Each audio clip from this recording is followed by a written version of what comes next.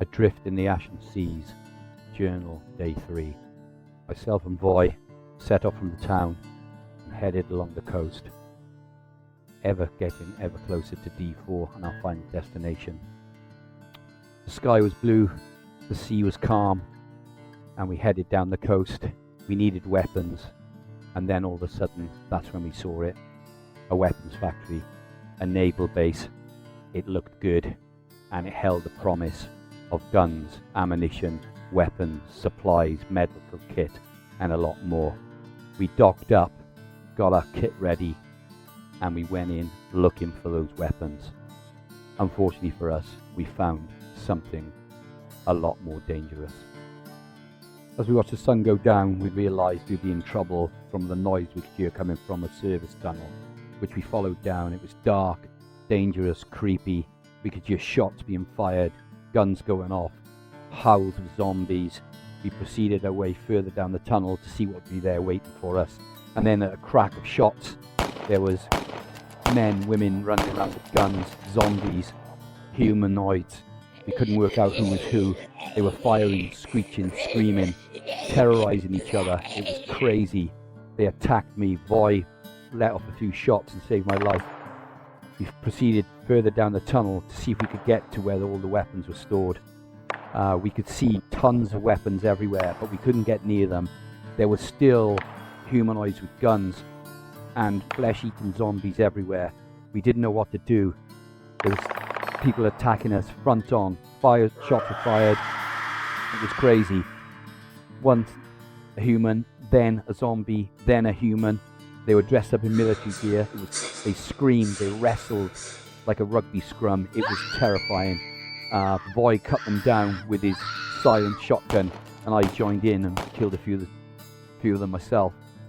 We then looked around as more attacked, and we fired upon humans and more zombies as they came through the building.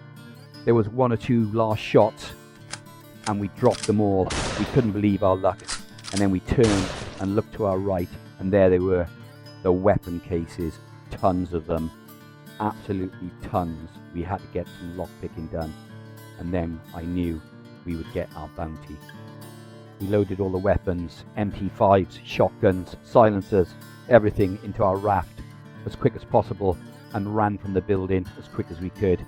We got to the raft, loaded everything on board in chests, and then we headed off into the night. The sky was dark, full of stars, but we were free and we had the wind behind us. We headed up the coast, and then as quickly as the sun had gone down, it started to come up again as we passed the lighthouse and strange shapes on the land. We didn't know where we were, but we knew we were somewhere near the island B4. And on the south of the island, as we looked ahead, Voy spotted some lights shimmering in the distance. Could it be a house? Could it be somebody's place? Was somebody living there? Could we stay there for the night?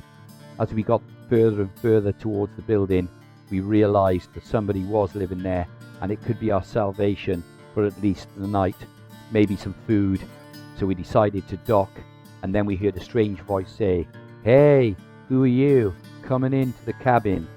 We walked towards the cabin and knocked the door. We knocked on the door, and an old woman's voice answered, "Come in, dear, come in." Myself and Boy pushed the door open, and there she stood, an elegant lady dressed in what I would call very hippie-style clothes. She sat, statuesque, looking out the window at the sunrise, and said to us, "Don't worry, come in, sit down. My place is your place." She was called Mama Bear, apparently, and had asked us where we had been, and told us not to worry and to help ourselves to supplies and some food. There was water, there was tea, there was coffee, and there was Mama Bear's favourite chocolate cake. Me and Void tucked in, and then we decided to ask her if she knew of Unity Cove.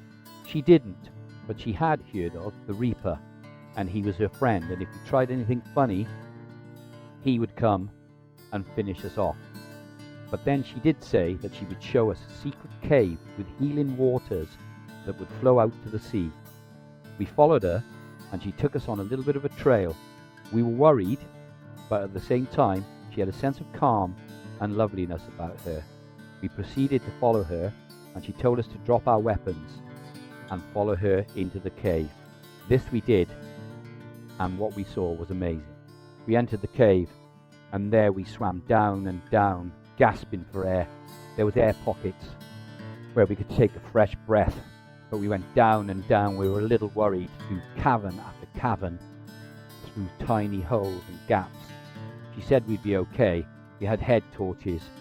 She said it was mystical, magical, and we'd be okay, and we would get outside to the sea and the other side of the island. She said it would be refreshing for us and good for our journey ahead. Miracle cure, she said. And with that, we popped out the other end of the other side of the island into the sunshine.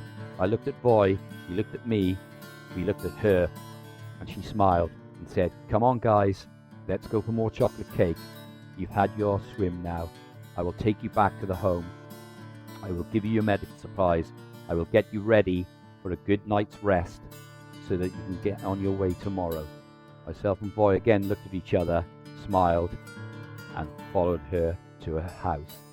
We walked down path after path along the edge of the water, followed her. She seemed so fit for her age, and that must have been the magical waters, we thought. So we went onwards to her home, and as we walked, she talked about welcoming every traveller. She'd seen many people over the years, many people from the island, and many mad and crazy things. We could tell nobody would bother her, because she knew people in high places. She talked of Reaper and many people with weapons that she could call upon if she was ever in trouble. But she could look after herself. She had a flamethrower on the wall. She had guns in cabinets and many, many, many medical supplies. This mama bear knew how to look after baby bears, well, that's for sure. There was no way she was ever going to get into trouble. And we sat and ate and drank and watched the sun rise. And as we sat there, the sun shining in our face, listening to Mama Bear's stories of times gone by, we knew that we'd had one hell of a day, and now we were sitting in a little bit of nirvana. We'd escaped the zombies, the puppet hordes, the humans, and now we could sleep in real beds for the first time. We were happy.